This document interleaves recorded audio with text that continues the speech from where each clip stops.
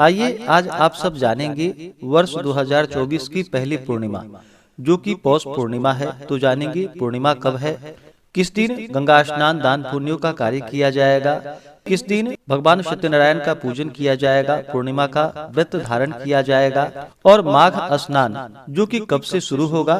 तो जानेंगे आप इन सबों के बारे में। इसी प्रकार से ज्ञानवर्धक जानकारियाँ प्राप्ति के लिए, व्रत पूजा के बारे में जानने के लिए, कथा को सुनने के लिए चैनल पे अगर आप पहली बार आए हैं तो चैनल को लाल बटन दबा करके सब्सक्राइब करें, साथ में बेल आइकन घंटी को दबाएं ताकि वीडियो का नोटिफिकेशन आपको समय से मिलता रहे। हिंदू धर्म में पूर्णिमा तिथि का बड़ा ही विशेष महत्व माना गया है। पूर्णिमा तिथि के दिन गंगा स्नान करना, दान पुण्यों का कार्य करना, भगवान शिव माता पार्वती का पूजन करना, भगवान विष्णु माता लक्ष्मी का पूजन करना, भगवान सत्यनारायण का पूजन करने का महत्व होता है। इस दिन दीप दान का महत्व माना गया है। पौष पूर्णिमा के दिन जो भी भक्त सच्ची श्रद्धा के साथ गंगा नदी में तीर्थों आदि जगहों पर स्नान करते हैं वे देव विमानों पर बैठकर स्वर्गलोक को जाते हैं। यह अनंत पुण्य फलों को प्रदान करने वाली है और पौष पूर्णिमा तिथि के दिन से ही जो कि माघ स्नान शुरू हो जाता है, इसलिए इस दिन का बड़ा ही विशेष महत्व माना गया है। तो आइए जानते हैं पूर्णिमा तिथि के शुभ मुहूर्त के बारे में। पौष पूर्णिमा तिथि प्रारंभ समय जो कि 24 जनवरी 2024 दिन गुरुवार रात्रि 9:52 और पूर्णिमा तिथि की जो समाप्ति है वह 25 जनवरी 2024 दिन गुरुवार को रात्रि 11:25 पे पूर्णिमा तिथि की समाप्ति है। पूर्णिमा तिथि का जो व्रत धारण किया जाता है उसे चंद्रोदय व्यापनी ली जाती है और गंगा नदी में स्नान दान का कार्य जो किया जाता है इसे सूर्योदय व्यापनी ली जाती है।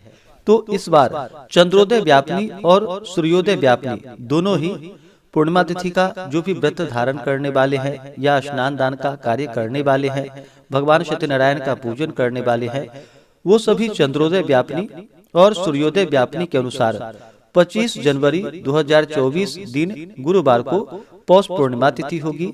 इस दिन गंगा नदी में स्नान दान का कार्य किया जाएगा और इसी दिन से माघ स्नान शुरू होगा और जो भी भगवान सत्यनारायण का पूजन करने वाले हैं वो 25 जनवरी को ही भगवान सत्यनारायण का पूजन करेंगे। पूर्णिमा तिथि के दिन 25 जनवरी को जो सूर्योदय का समय है वह समय सुबह 6:44 और सूर्यास्त शाम 5:36। चंद्रोदय का समय जो कि शाम 5:14 है और चंद्रास्त सुबह 6:33 है।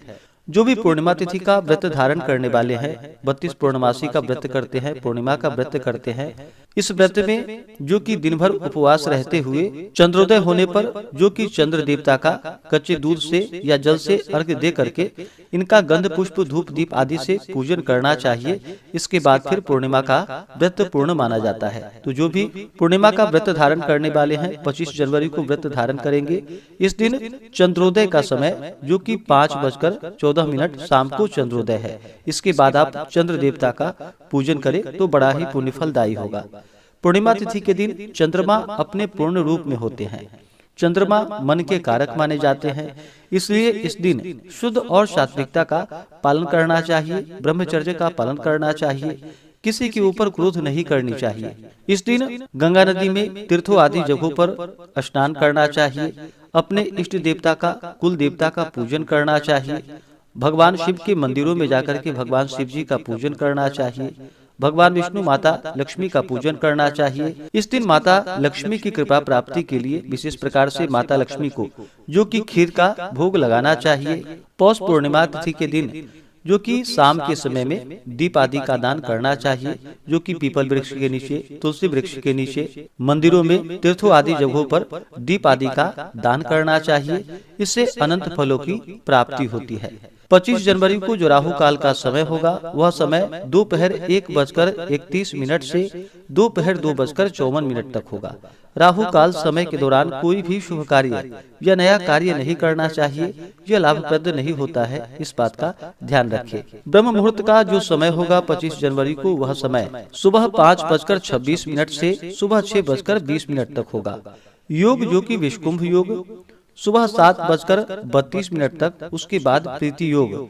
इस दिन गुरु पुष्य योग और अमृत सिद्धि योग भी बन रहा है। 25 जनवरी को, जो कि सुबह 8:16 से अगले दिन सुबह 7:12 तक होगा। उसके बाद फिर सर्वार्थ सिद्धि योग भी बन रहा है, जो कि संपूर्ण दिन तक होगा। तो इस बार बड़ा ही अच्छा पूर्णिमा तिथि के दिन योग बन रहा है। इस समय में गंगा स्नान करना, दान पुण्यों के कार्य करने से कई गुना पुण्य फलों की प्राप्ति होती है।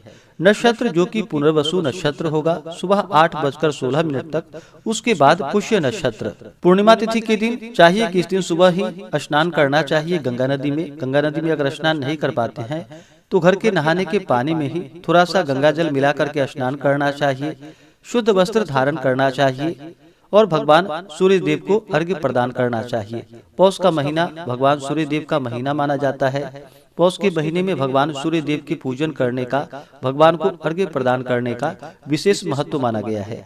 तो भगवान सूर्य देव को सबसे पहले अर्घ्य प्रदान करें और जो भी व्रत को धारण करने वाले हैं उन्हें व्रत का संकल्प लेना चाहिए। इस दिन अपने इष्ट देवता का, कुल देवता का पूजन करें। भगवान शिव जी का पूजन करें, भगवान विष्णु, माता लक्ष्मी का पूजन करें। जो भी भगवान सत्यनारायण का व्रत रखते हैं, भगवान का पूजन करते हैं, तो सत्यनारायण भगवान का पूजन, जो कि विशेष प्रकार से शाम के समय में पूजन करना बड़ा ही पुण्यफलदायी माना गया है। शाम के समय में दीप आदि का दान करें और जो भी व्रत को धारण करने वाले हैं पूर्णिमा का, उन्हें चंद्र देवता को अर्घ्य अवश्य ही प्रदान करनी चाहिए। पूर्णिमा तिथि के दिन जो कि दान का विशेष महत्व माना गया है, खास करके पौष पूर्णिमा तिथि के दिन तिल दान का विशेष महत्व माना गया है। तो तिल का दान करें। अन्न, वस्त्र, स्वर्ण, गौ, भूमि, जो भी आपसे बन सके अपने श्रद्धा और सामर्थ्य के अनुसार दान पुण्यों का कार्य करें। ब्राह्मणों को भोजन करवाए, ब्राह्मणों को दान दक्षिणा दे, गरीबों को भोजन कराए, गाय को हरा चारा खिलाए,